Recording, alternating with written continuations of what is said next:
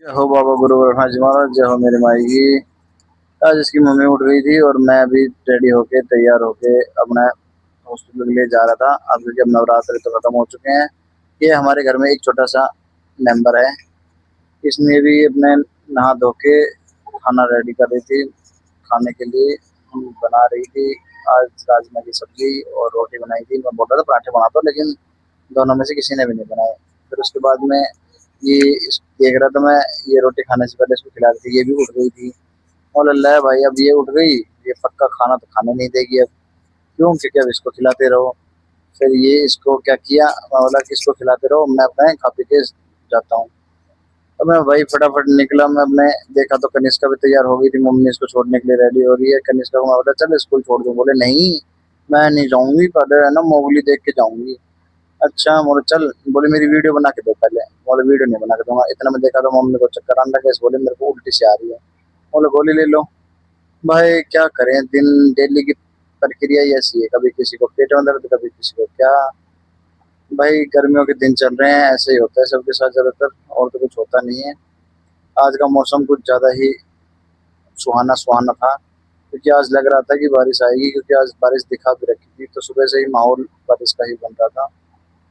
फिर भी आई नहीं। क्यों? क्योंकि बारिश आज तो इतनी इक्की दुक्की परसेंट थी।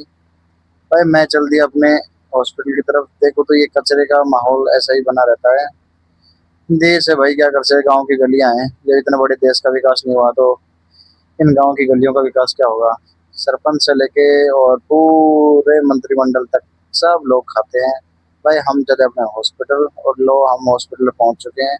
हॉस्पिटल पर देखा तो एक गाड़ी खड़ी थी, सोचा कि पेशेंट की है, लेकिन बाद में याद आया नहीं, ये तो अंकल होटल पर डेली खाना खाने के लिए आते हैं। मैं फटाफट अंदर गया।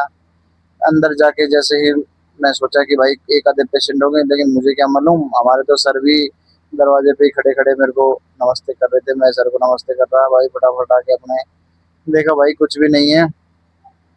फिर मैंने सोचा भाई अब तो कुछ नहीं है, आए तो भी पेशेंट। फिर एक एक करके पेशेंट आने लगे। आज ज्यादा पेशेंट आ नहीं रहे थे, लेकिन फिर भी एक एक करके आ रहे थे। मैं चलो कोई बात नहीं, इनको फ्री करा। कुछ पेशेंट तो ऐसे होते हैं जो नाक में दम कर देते हैं, जिनको कितना भी कुछ भी कह लो। फिर बाहर का आके मौसम देखा तो बारिश का आने का मौसम हो गया था, और बारिश हल्की हल्की बाहर आ रही थी। मैं भी बाहर का बारिश का मौसम का मजा लेने के लिए बाहर आके बैठ गया। लेकिन मौसम ऐसा है, मौसम ऐसा कह रहा है कि मैं धीरे धीरे आऊंगा। तो इक्की दुक्की बूंद आई, ज्यादा नहीं आई। मैंने भी मौसम का मजा लेते हुए थोड़ी देर बाहर बैठा रहा।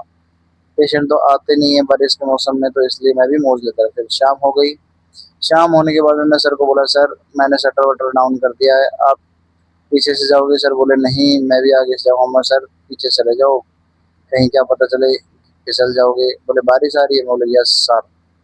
सर बोले ठीक है भाई, मैं देखता हूँ आगे से जाऊँ या पीछे से। सर बोले नहीं चल कोई नहीं, इतनी बारिश नहीं आ रही, मैं भी आगे से निकल जाता हूँ।